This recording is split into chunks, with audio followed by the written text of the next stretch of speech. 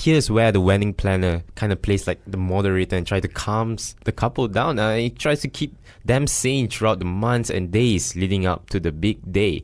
I talked to Cheryl Tay, who runs her own event consulting business, and she tells me how she plans the big day. All right, Cheryl, let's get to it. Why do couples, or especially KL couples, need to hire a wedding planner? Or why do you think wedding planners are so important? Wedding planners, whether hired or not, is important to make sure that, the show runs smoothly on that day. Most importantly, I think, is because wedding planners play a role to stepping in as the bride herself, because the bride will be busy, doing her makeup, entertaining guests and things like that, photos. So they won't have time to think about things that have been communicated with the vendors, things that they want to be highlighted on that day, things that have been communicated with the hotel, how the arrangement should be like. And so this is when the wedding planner steps in. To ease the pressure of the couple and you take in all the work lah. Yes, in that sense. yes. What are the characteristics and qualities that a wedding planner must have? I mean, I assume that this job takes a lot of patience. Yes, it does. A lot of patience. We deal with a lot of people, not just the couple, not just the vendors, but also the couple's family. So aunties, uncles, grandmas, you name it. Patience is one thing. Being well organized is another thing throughout the planning, because wedding planning involves a lot of things. Nowadays I think people have all sorts of ideas to incorporate in their wedding. So we need to organize the timeline from the very start of budgeting, to sourcing and hiring the right vendors, and to planning your guests who are coming out of town, the accommodation, logistics, the program for the day and things like that. So organization is one thing, being resourceful, being proactive, and working experience is important. Yes. Yeah. So from all that, I feel that, behind the whole beauty and the oohs and ahs of the wedding ceremony, it's actually a lot of work and a lot of sweat and tears that goes into planning the wedding. How do you cope with, so much stress? I personally find it very relaxing to run. So I do a lot of running, and that's my way of de-stressing. I think my husband and I, we're also movie buffs, so we do watch a lot of movies. We enjoy good food. Yeah, so doing things that you enjoy doing apart from work is what I find distressing. But being a wedding planner often is a round-the-clock job, right? Yes, actually. So actually to find the time to actually de-stress yourself is quite stressful even.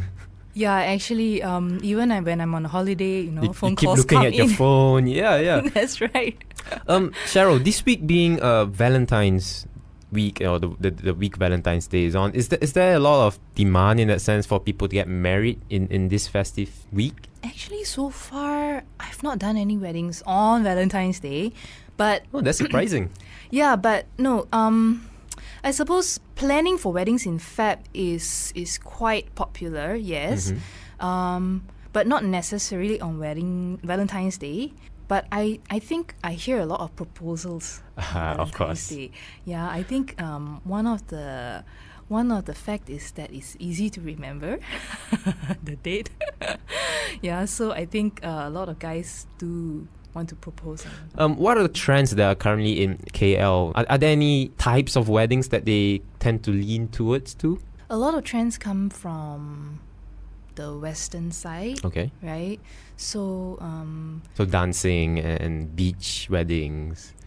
outdoor weddings, yes, a lot of times that's what couples come to me. They want beach weddings, outdoor weddings, but then reality is that our weather is quite unpredictable. Yeah.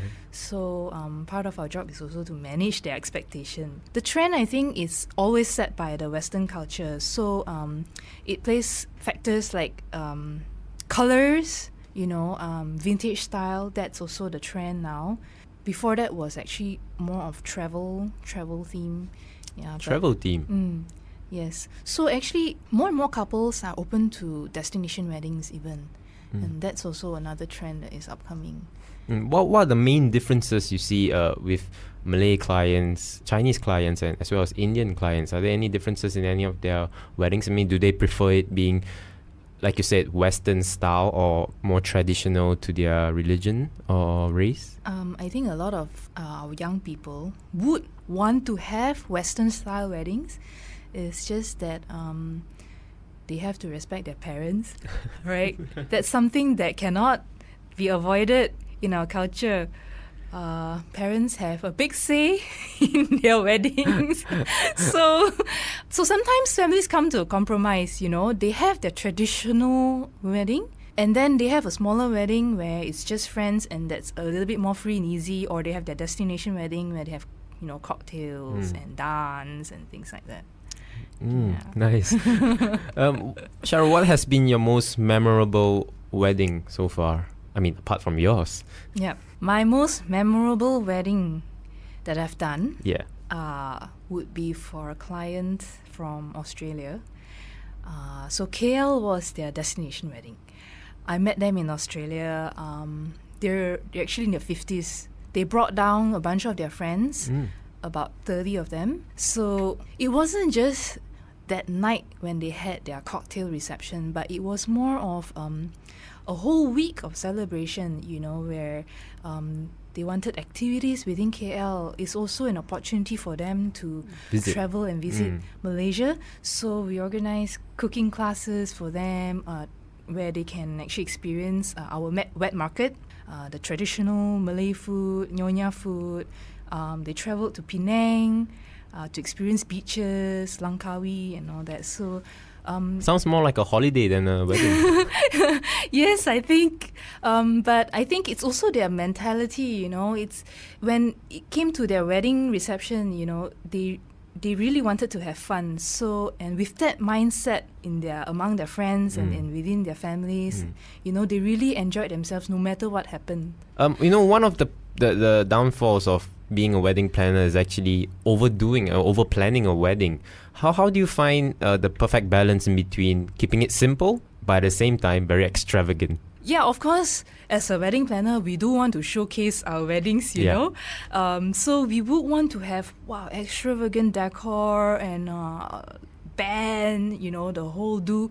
But we are always brought down to the reality of the budget, Yes.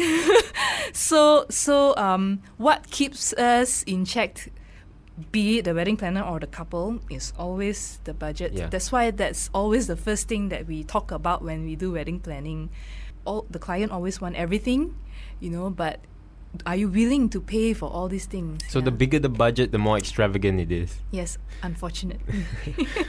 Okay, so another thing about planning a client's wedding is that you want the wedding ceremony to fully represent the couple. And I'm pretty sure there are times where the husband and wife do not agree with each other, or they are confused or unsure of what to do, right? Yes. How do you resolve that kind of situations? Actually, most couples do not know what they want. Oh. I think it's always the perception of a perfect wedding always comes from photos from Western cultures. Okay. Yeah, and they're all beautiful weddings. And all these photos show different styles and different concepts of weddings. Like what I said before, outdoor weddings, beach weddings, garden weddings. But they also want the comfort of the indoor aircon. So they always have this struggle. So as wedding planners, we always bring them to the reality of not just thinking about themselves, but also their guests. Western weddings, you can have all these things, but because the crowd is only for 20, 30 people. Whereas Malaysian weddings is always about the numbers, so it's from 500 to 1,000 people. So the budget will exceed. Everything else will also double up because of that. So these are the things these are the highlights that we bring to the table. And that's what will bring the reality to the confusion that they have. But you make it sound like the more money you have, the better, in that sense, wedding you will get. But that's not the case, right? It's not the case, of course. The word better is quite subjective. Yes, it is. Right. Yeah. So it's either you want a wedding that is full of decorations and things to show off, or it's more of a personal time between you and your guest that you've not seen for a long time. You know. So basically, yes, money is important. You know, budget is important in the wedding. But usually that is the case for most couples. Apart from all this being personal and things like that. And also another thing that's important is the client's trust in you, right? If they keep on checking up on you and like, hey, have you done this? Or, and then not leave you to do your job, then in the end the outcome wouldn't be as perfect as you want it to be. I think it's the case with any other types of job, whether is it corporate or it is weddings, right? You wouldn't want your boss to be breathing down your neck, keep pushing you for deadlines and all that. But that's why, as a wedding planner, being proactive is important. Yeah. So you have to get to the client before the client comes back to you. So that's why setting timeline, and being upfront with the client. Okay, this month that's about that much that we are gonna do. So, but of course, there is always reasons to why certain tasks are done in certain months. We based on priority, based on the urgency of things. Yeah, but of course, couples trusting their wedding planners is also important, because a lot of personal information is being shared, even when it comes to budgeting money again. So being honest with one another, things and setting boundaries, is important. So all this it's a relationship that grows from day one, so it's a process of trust.